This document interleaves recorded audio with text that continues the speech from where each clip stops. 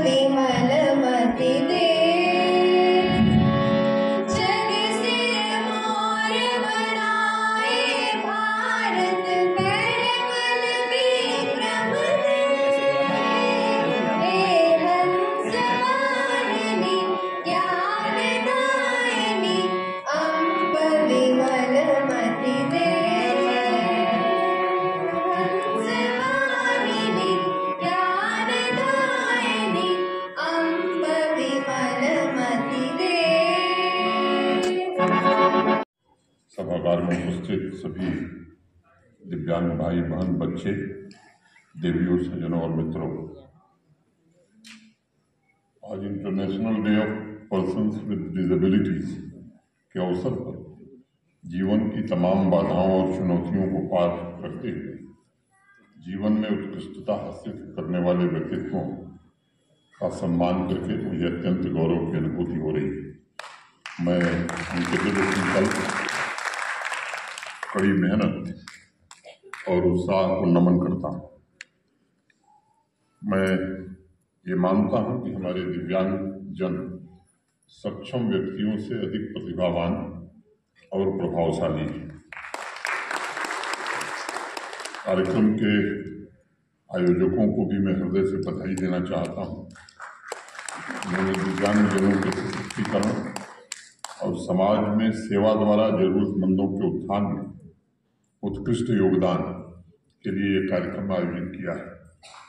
जो लोग देश के विभिन्न हिस्सों से आए हैं, मैं उनका विशेष रूप से जम्मू कश्मीर में हृदय की गहराइयों से स्वागत करता हूँ। ये सच है कि आज का दिन समावेशी समाज निर्मित करने के हमारे सामूहिक प्रयासों पर विचार करने और कमिटमेंट को पुनः दोहराने का एक उपयुक्त अवसर है।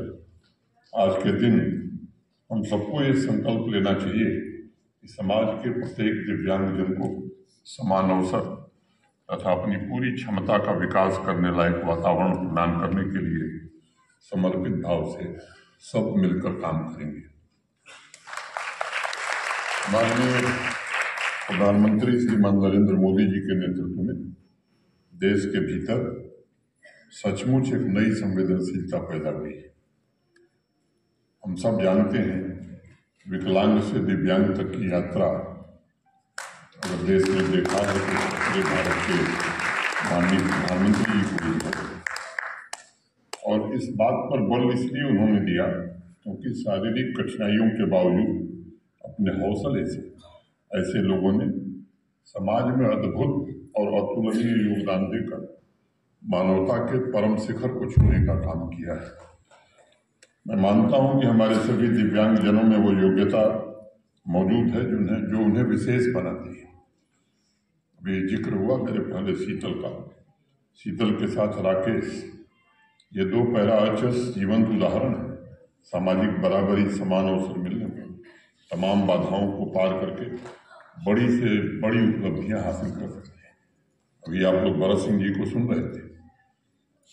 ये मेरे स्वभाव में नहीं कि किसी की प्रशंसा में उसके सामने करूं, लेकिन मैं आपको कह सकता हूं कि पिछले 2 वर्षों में जिस तरह से इन्होंने कला और संस्कृति के लिए जम्मू कश्मीर में काम किया है, निश्चित रूप से उसके कारण फिर से मैं कहूं कि एक बार जम्मू कश्मीर कला और संस्कृति के क्षेत्र में अपनी विशेष पहचान के लिए जाना जाता था, आज उस दिशा में बड़ी तेज गति से अग्रसर हो रहा है।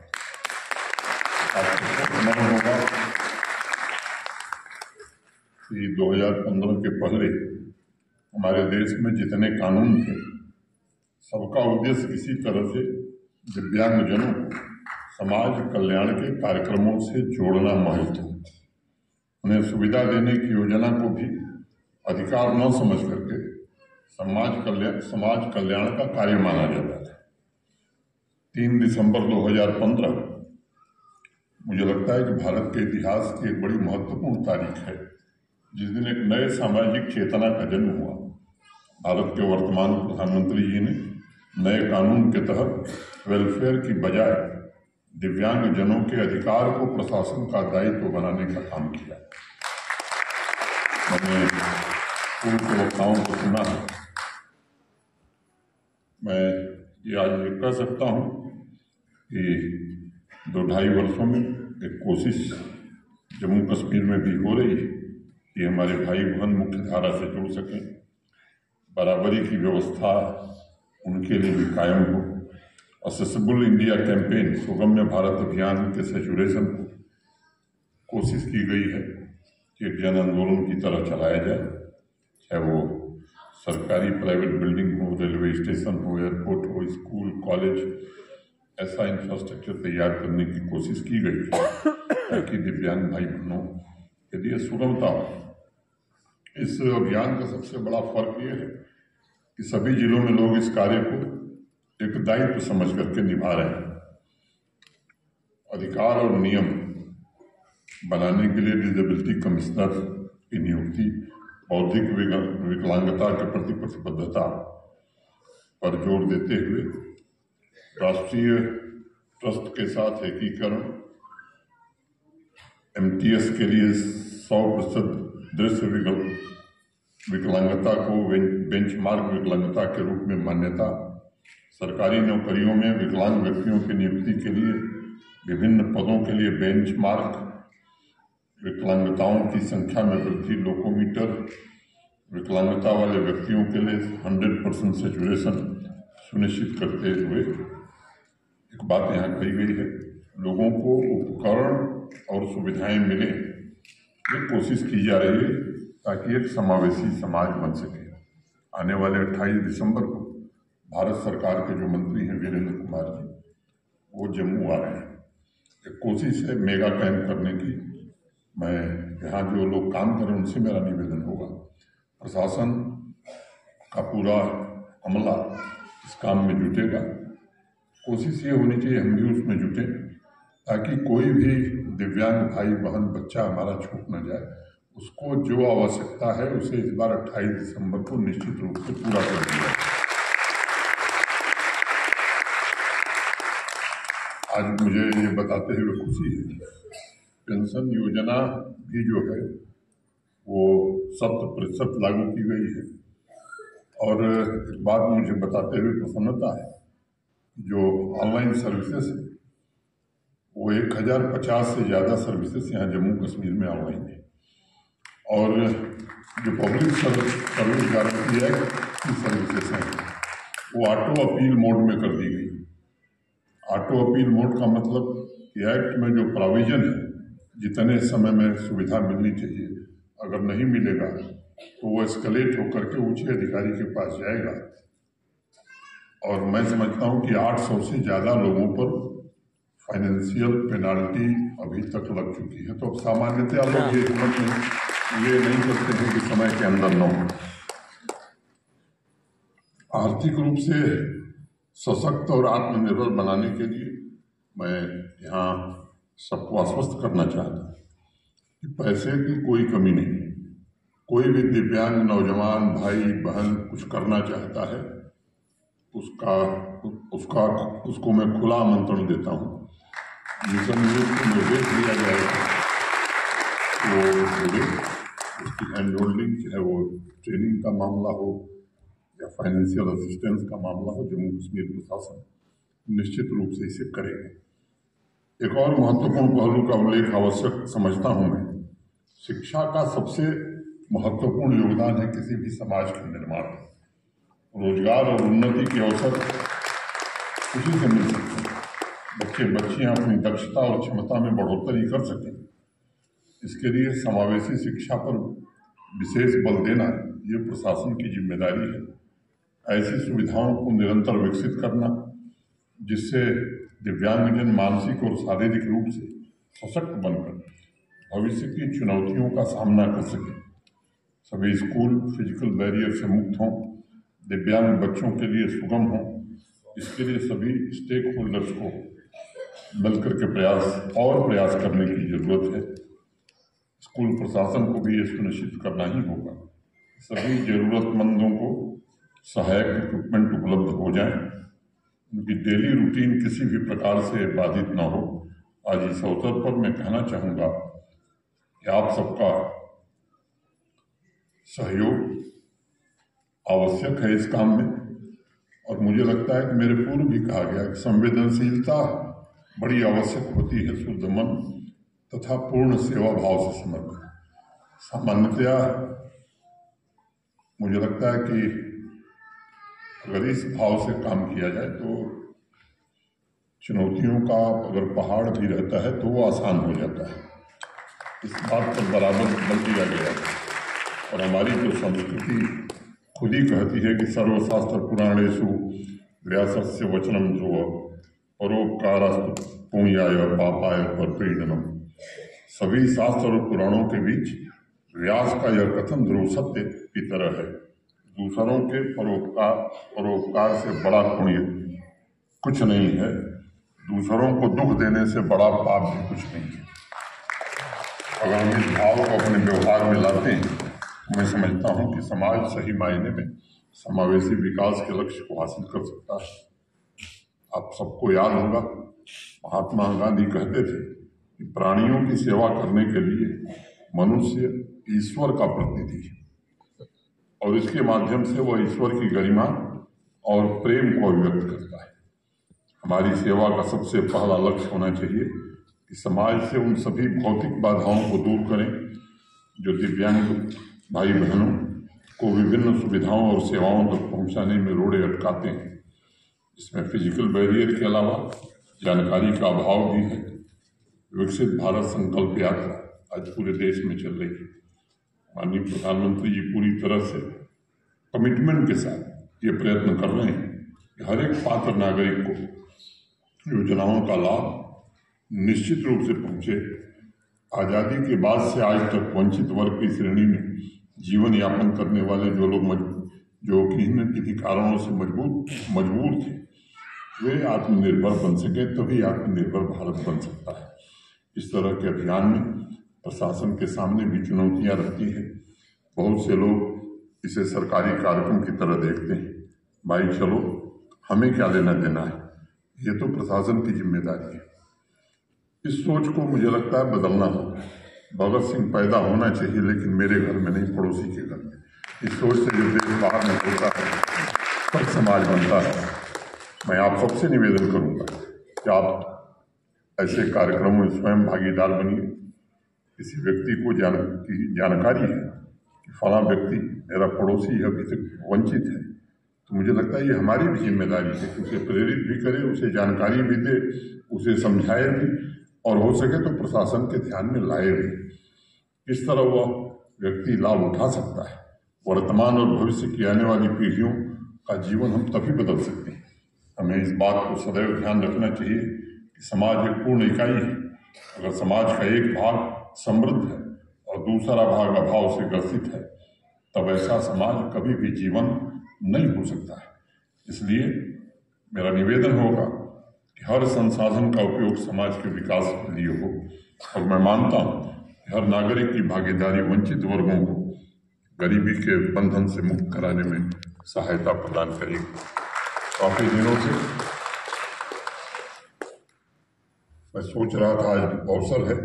मैं कहना चाहूँगा कि इंफॉर्मेशन टेक्नोलॉजी के इस क्रांतिकारी समय में हमें ये तय करना होगा और एक विशेष अभियान दिव्यांगजनों को सुलभ कराने का दायित्व भी हमें निभाना होगा। आजकल अक्सर रूरल और अर्बन एरियाज में डिजिटल डिवाइड को लेकर बड़ी चर्चाएं हो रही हैं। दिव्यांगजन उसके लाभ से वंचित न रहे, ये हमें सुनिश्चित करना ही होगा। टेक्नोलॉजी का लाभ दिव्यांगजनों तक पहुंचे, उससे जुड़ी सुविधाएं उनके लिए एक्सेसिबल हों। मैं जानता हूँ दिव्यांगजनों की जो विशेष प्रतिभा है वो उन्हें नई ऊंचाइयों पर ले जा सकती है, लेकिन उनके लिए सभी स्टेक होल्डर्स को सुगम मार्ग बनाना होगा। एक दूसरा महत्वपूर्ण लक्ष्य इकोनॉमिक एम्पावरमेंट का, जो मेरे पहले भी कुछ वक्ताओं ने कही है।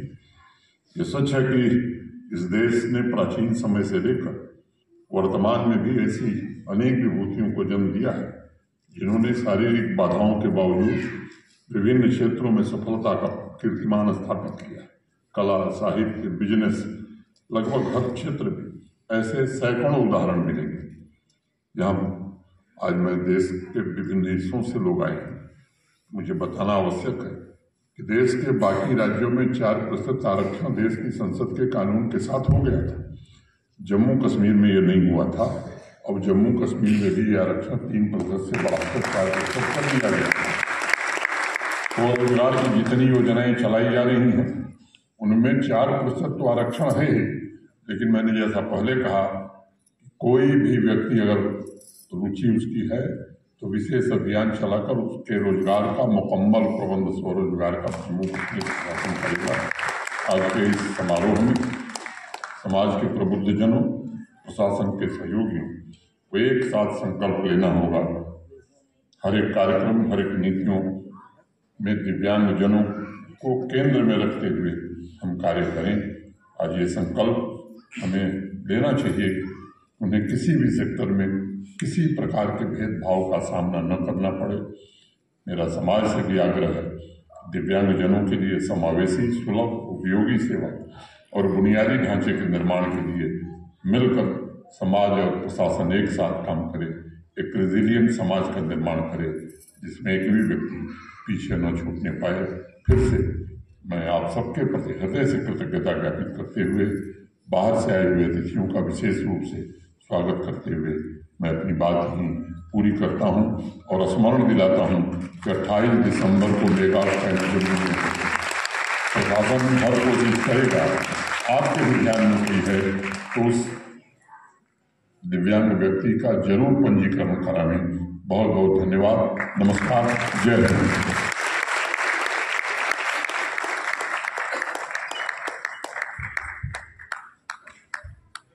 धन्यवाद सर।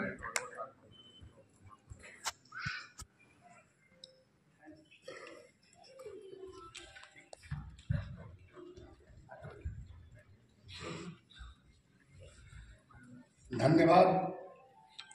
हम लोग के कार्यक्रम के मुख्य अतिथि महामहिम मनोज सिन्हा सर, जब हम लोग पढ़ते थे, और किस्मत की बात है कि आप गाजीपुर से बिलोंग करते हैं और मैं मऊ से, वह गाजीपुर सोचिए जहाँ पर एक रेलवे स्टेशन बहुत छोटा हुआ करता था, और आप जब रेल मंत्री थे तो आज भारत के टॉप रेलवे स्टेशन में उस रेलवे स्टेशन की गणना होती है जहाँ से बहुत कम लोग, जिस तरीके से आपके गाजीपुर में आप ऐसे रेलवे स्टेशन बनाए कि जो दूसरे जिले वाले लोग सोचते हैं, तरसते हैं कि आप जैसे नेता हम लोग को मिले।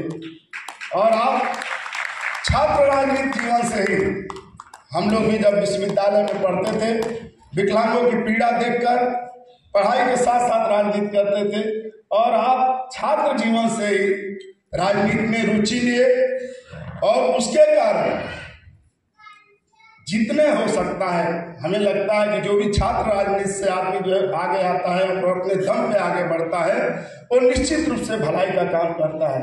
हम लोग जब आपका ये हुआ कि जम्मू में कार्यक्रम लेंगे, वीरेंद्र लंबू सर से, संध्या सर से जब मैं बात किया, मैं बोला कि सर को निश्चित रूप से आमंत्रित करो और हम दिव्यांगों का कार्यक्रम है, निश्चित रूप से सर आएंगे। आप आए, इसके लिए आपका जो है बहुत बहुत आभार। हम लोग 2 दिन से आए। कल वृक्षारोपण करने के लिए मैडम इंदू मैडम के यहाँ गए, फिर से रानी साहब के यहाँ हमारे दिव्यांगों के लिए सबसे बड़ी पार्टी रही थी, और हम लोग के लिए सर यादगार रहा कि जिनको किताबों में पढ़ते थे, जिनको देखना चाहते थे, उनके यहाँ हम लोग मेहमान रहे, और वहाँ हमारे दिव्यांगों ने खूब रात में डांस करके आए। इसके लिए आपका क्या था। मैं इसी के साथ जितने मंच में बैठे हुए हैं, सर को जाना है, इशारा हो रहा, और हम लोग के लिए रियल में आप प्रेरणा के स्रोत रहे हैं। इसी के साथ एक फिराक गोरखपुरी की शेर है कि बंदगी से कभी नहीं मिलती, इस तरह जिंदगी नहीं मिलती, लेने से तक तो ताज मिलता है, मांगे से भीख भी नहीं मिलती। मैं एक बात जरूर से कहना चाहूँगा सर से कि हमारे जो दिव्यांग कभी लोग आए हैं, व्हील चेयर यूजर हैं सर, अभी जो तीसरा सेशन होगा, उन लोगों की इच्छा है कि एक बार आप उनसे थोड़ा सा बस जब मिल लें, और जो संजय दीदी को चाहूँगा कि तुरंत आप जो है आ जाएं, सर को जो बुके दे और अपना मोमेंटो देना। सर आपको बुके मोमेंटो देने के लिए आ जाए आप लोग।